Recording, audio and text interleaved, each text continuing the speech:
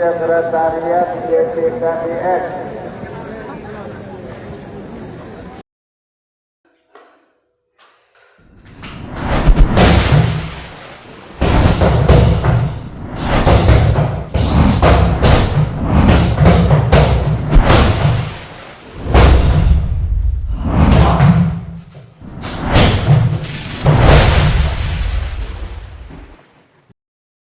Demi Allah, itu yang saya tunggu adalah jawabannya. Jadi demi Allah katanya ya.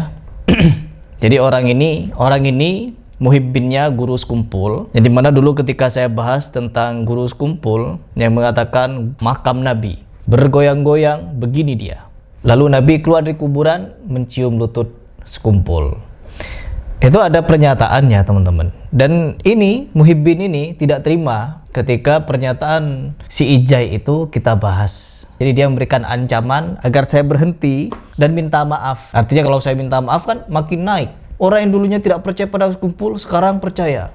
Jadi begitu. Nanti dibangun makin wali guru sekumpul itu. Lanjut dulu. Eri Pras, kau kalau nggak minta maaf, Tuh. kamu atau aku yang mati. Itu aja. Itu aja.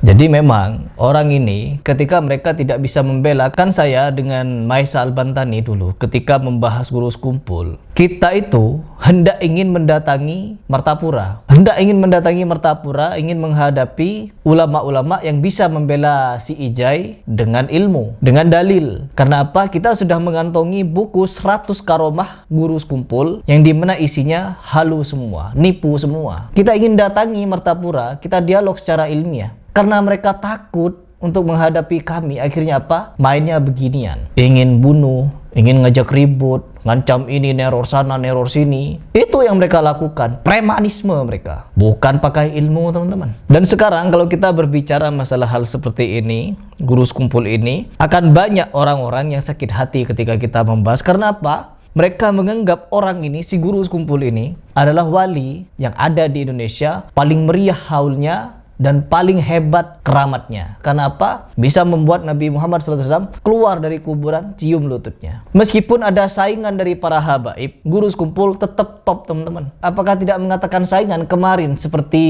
Habib-Habib itu? Enak mereka live teman-teman. Live membicarakan Nabi SAW, katanya sering datang ke Surabaya, tawaf di Surabaya. Sebenarnya para habaib ingin menyaingi guru sekumpul, cuman kalah pamor. Karena apa? Influencer atau public figure yang ikut-ikutan membuat guru sekumpul semakin banyak yang mengikuti, juga banyak. Buya Yahya datang ya. Kita tayangkan videonya. Buya Yahya datang ke guru sekumpul, ke Martapura. Ustadz Abdul Somad, gak perlu ditanya Ustadz Abdul Somad. Hebat dia teman-teman ketika mempromosikan. Kenapa guru sekumpul ini ketika haulnya begitu ramai, orang datang dari berbagai macam tempat? Karena kewaliannya. Abah guru sekumpul, di antara karomah beliau adalah haul yang paling banyak di Indonesia. Itu mau tidak mau, suka tidak suka, bukan di Sumatera, bukan di Sulawesi, bukan di Jawa, bukan di Papua, tapi di Kalimantan, tepatnya di Martapura, dihadiri 2 juta orang. Kalau nggak percaya, nanti datang ke sana, hitung sendiri.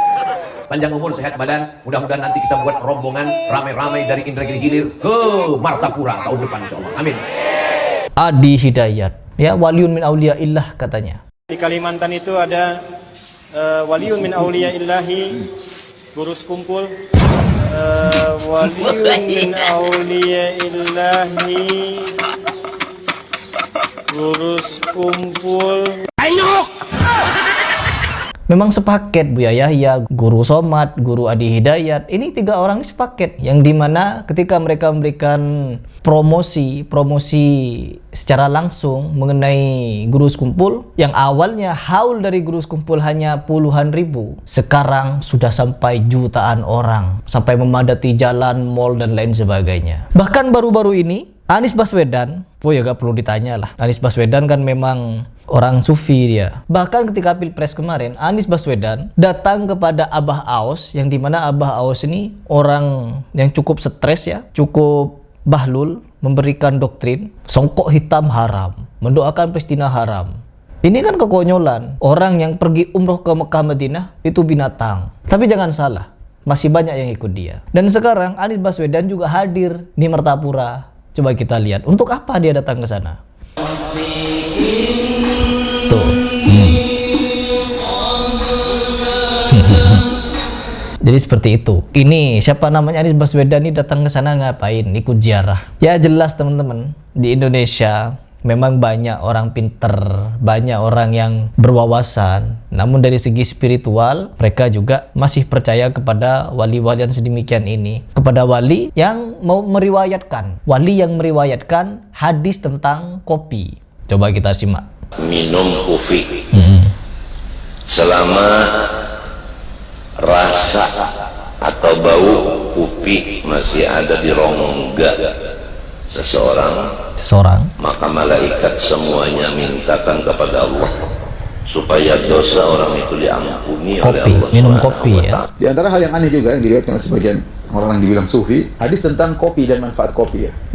Saya bacakan salah seorang mereka berkata, terkenal orang ini, saya tidak ingin sebut namanya. Selama rasa atau bau kopi masih ada di rongga mulut seseorang, maka malaikat semuanya akan memintakan ampun kepada Allah supaya dosa orang itu diampuni oleh Allah. Jadi kepada anak-anakku yang sudah mengambil ijazah bersalaman dan tasbih, hendaknya jangan lupa minum kopi sehari semalam walaupun sedikit barang minum kopi. Selama kopi itu masih ada di dalam rongga kita, baunya, bekasnya, malaikat minta ampun segala dosa kita. Masya Allah, enak sekali kalau ingin diampuni dosa banyak minum kopi. Tiap hari minum kopi pagi, siang, sore, malam.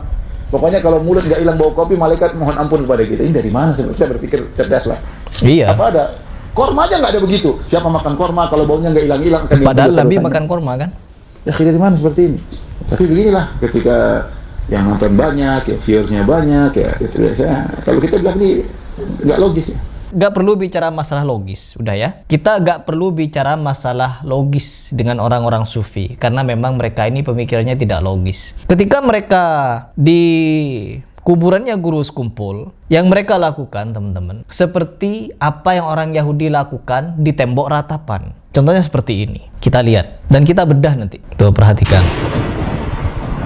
Ini di temboknya makam Guru Sekumpul, berdoa teman-teman, ngadep ke makam. Sama orang Yahudi juga begitu. Terus kita dengar seperti apa lantunan doa mereka.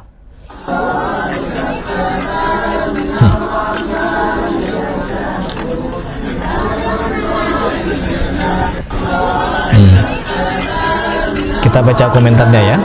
Di sini ada yang berkomentar, kuburan disamain sama Ka'bah.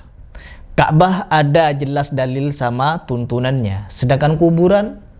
Nah, terus yang kedua, ini pakai fotonya Habib siapa itu? Habib Syekh. Doa ziarahnya saja buatan Syiah yang mengandung kesyirikan. Salamullah ya saddah minar rahman yaksakum. Coba baca artinya. Mengandung kesyirikan, menuhankan mayit. Pentingnya pemahaman tauhid yang benar, Allahul musta'an. Jadi memang teman-teman, ini orang Yahudi di bawah nih. Udah ya. Sampai di titik ini mereka mengagumkan orang yang di branding wali. Dan ketika kita memberikan edukasi semacam ini, oh jelas wajar Harry Plus tidak akan percaya Guru Sekumpul wali. Wong yang diikuti Firanda, begitu nanti. Khalid Basalamah, Syafiq, Yazid Jawas, begitu nanti mereka. Kenapa? Wahabi. Jelas tidak akan percaya wali, tidak percaya keramat. Memang dari Guru Sekumpulnya begitu. Ketika anak sudah sekolah, disekolahkan ke Mekah, ke Madinah, pulang-pulang kada percaya lagi kepada keramat, gak percaya lagi kepada wali-wali. Asalnya lawan wali-wali percaya, lawan karamat percaya. Gara-gara sekolah Wahabi, kada percaya lawan wali, kada percaya lawan karamat. Anti wali, anti karamat. Gitu katanya. Ya. Jadi di Indonesia kalau kalian ingin dianggap wali, nyeleneh dulu, berfatwa serampangan, bawa hadis palsu, bikin zikiran baru, perbanyak ke kuburan, ibadah di kuburan, lalu pura-pura kalian gila. Top, lolos jadi wali.